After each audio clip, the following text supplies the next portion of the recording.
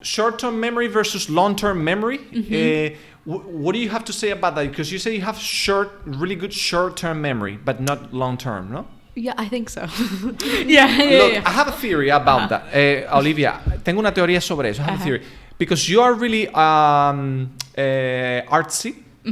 You are like you're right. I think it's along the right part of the brain. Like it's like Arts, I've heard of that. Arts, the left, hemispheres. Hemispheres. Something. Like they say, like artsy people, people that tend to be good with letters and arts. They tend to have more developed the right part of the brain. I don't know if it's the right or the left, but one of those. I think it is the right. And like the left is the more analytical thinking, right? No sabía. Yeah, and it kind of like translates to personality. I've heard of it. I don't know a lot about it either, but I've heard. Exactly. And I tell you, because I'm the same way. I have really good short-term memory because I love talking to people. And I like remembering stuff about people.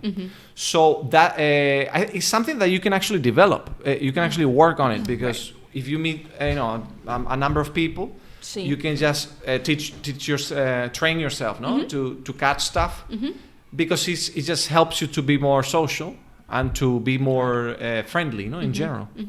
It's just a healthy thing to do, I think. So, and I think people that are more artsy, they tend to be good at short-term memory. It's just something that I noticed. I don't know if it's true.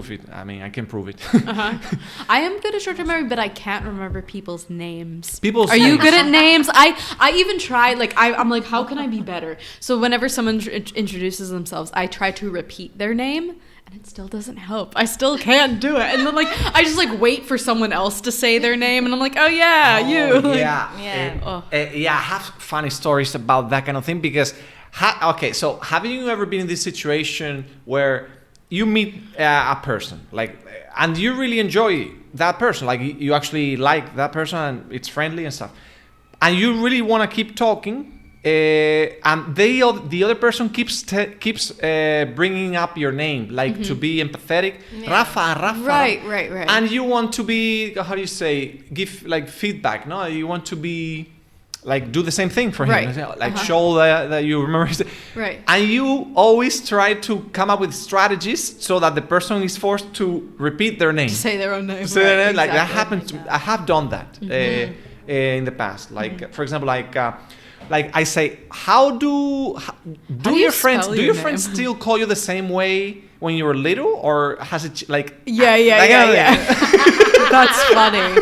I'm gonna use that. It's very clever. You know what I'm saying? Saying, do they call you like that, or did you have a nickname, or did they call you your name? Yeah.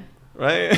That's good. So that they can say, no. Everybody calls me this, and they are forced to say it. They're forced to repeat it.